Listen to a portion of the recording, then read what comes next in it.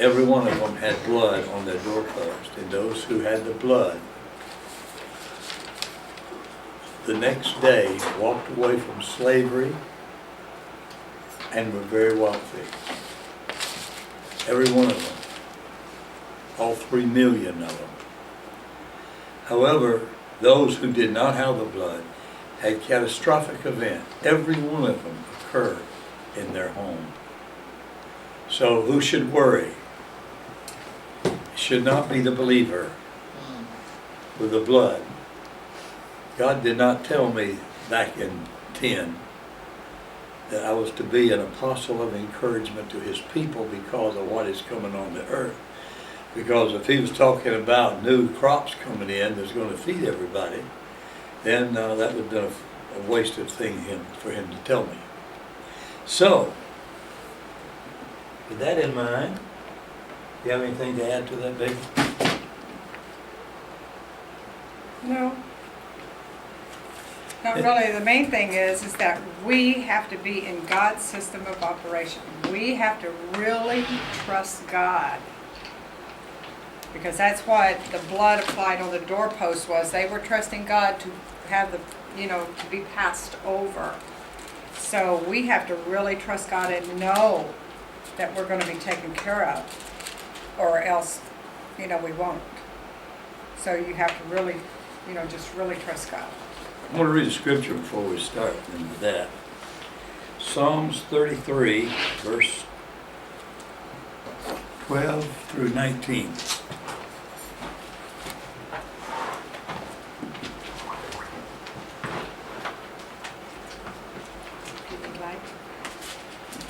Wouldn't hurt a thing.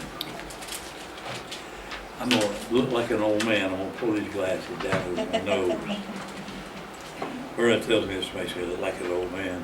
That's what I tell All right, everybody found it? Psalms 33, reading from the NIV. Blessed is the nation whose God is the Lord, the people he chose for his inheritance. From heaven, the Lord looks down and sees all mankind. From his dwelling place, he watches all who live on the earth. I found that extraordinarily interesting. I did some study on that particular word, and the word heaven here, coming from the Hebrew, actually means elevation. It does not mean beyond the black hole. We interpret heaven as being somewhere in the great beyond, maybe millions of light years away. It is not. God is somewhere above us, watching us. This is very, very informative. From heaven, from this high level place where he remains, where he stays, he looks down and sees all of us. From his dwelling place, he watches all who live on earth. He who forms the hearts of all, who considers everything they do. No king is saved by the size of his army. I think that's where David got in trouble a little bit later. We talked about where he did the count of his army. And that made him feel secure, and he really lost favor with God and went through a lot of punishment, because no king has ever been saved by the size of his army.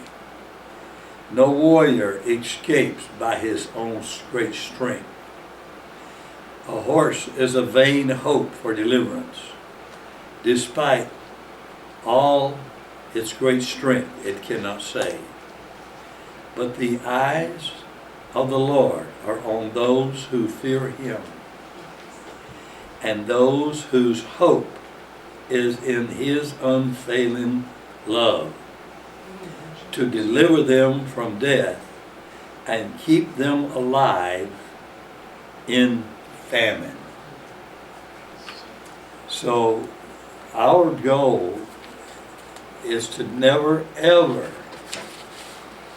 look to anything to save us. Not our bank accounts, not our hope for money, not our food pantry, nothing. All right, I've got two subjects I want to take up with you, and this could take the next couple hours. Only got one snicker out of that. Because I really meant 3 hours. Amen. It could, but it won't. A lot of Okay. information. All right, I'm going to do two things here. And I'm going to read. I'm not going to just talk. I'm going to read, and then we'll stop and talk about it as we go along. The convergence of two very compelling events looms ahead, and if the forecast of these events are correct, the next year could be one of the most momentous in human history. Now what we're looking at is the prophetic word. Right now, this last week, we went into the Rosh Hashanah. I don't know if you know a lot about it or not, but I believe it started Thursday at 6 o'clock. Rosh Hashanah. It's the Jewish New Year. Okay, there's something different about this one that I want to spend some time with you on. All right. There's a word that I've been working on, Shemitah. Sometimes it's Shemitah. Is the 7th year in the 7-year agricultural calendar of Israel. Now what this is saying, where we're entering now, there's 7-year periods. This is the first of the new 7 years. In other words, every 50th year, everything has to be returned. It is a year of Jubilee. Everything changes. Everybody has an opportunity to start from scratch. That is still practiced in some areas of Judaism. Okay, according to the Torah, personal debts were to be waived, and a sort of financial reset occurred in ancient Israel during the Shemitah. Time was set aside for the nation to rest and devote themselves to worshiping and fellowshipping with God. Disobedience to the Shemitah law brought God's judgment.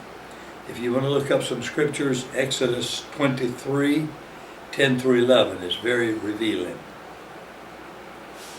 And this tells of just how thorough this is. It said actually during the year of Jubilee, everything is being returned. Nobody tills their soil. Nobody digs. You don't do anything. You let your ground rest. Anything that grows natural without you helping it can be picked up by anybody.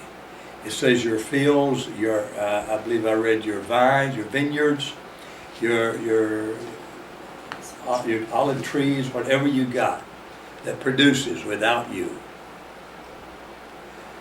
Like orchards. Orchards, as they produce, anybody can have.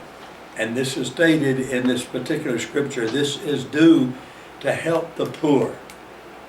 In other words, you're going to produce a tremendous amount, but it's all free every 7 years. The poor can go in and get anything they want and stock it up as long as they want it. Okay, yes, this is just the opening moments now. Best-selling author of The Harbinger and the new book, The Mystery of the Shemitah, Rabbi Jonathan Kane has uncovered a startling connection between the Shemitah and the financial markets here in the U.S. This is important. Rabbi Kane's investigation reveals that since 1973, every United States financial collapse combined with subsequent recession has occurred during the Shemitah 100% of the time. That includes the financial collapse of 2001 and 2008, the worst in U.S. history. Okay. Now, but the evidence gets even more convincing because the pattern of 7-year cycles can actually be traced back to the financial collapse that led to the Great Depression in the 1930s. Interestingly, Right. these 7-year cycles concur with the Sumatra years on the Jewish calendar. What he's saying is that every time a serious financial problem hits this nation, and the world to a degree, hits the beginning and during this time.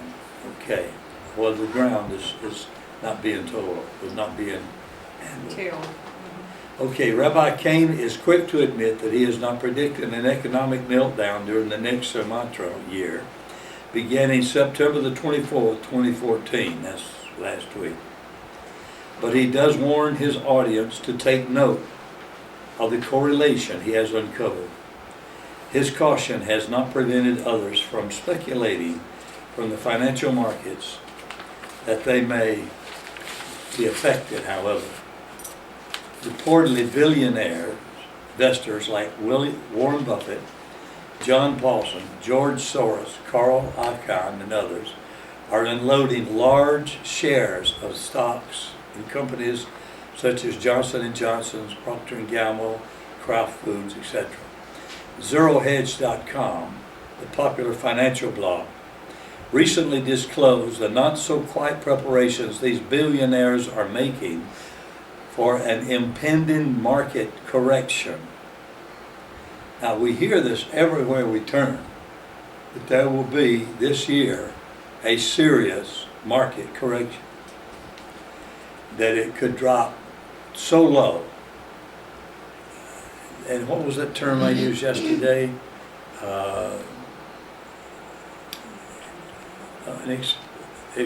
Anyway, that was a good one, I forgot.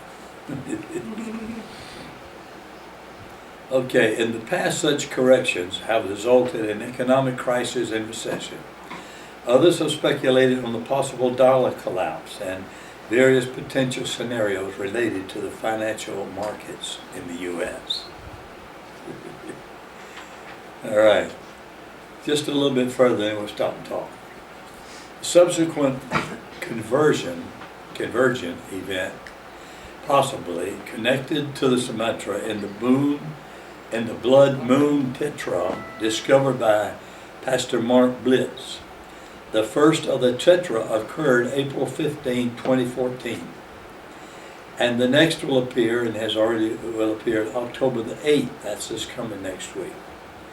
According to the Gregorian calendar, Pastor Blitz, using the biblical Jewish calendar and the NASA website, discovered that these blood moons are total lunar eclipse would occur on Jewish feast days in 2014 and 2015.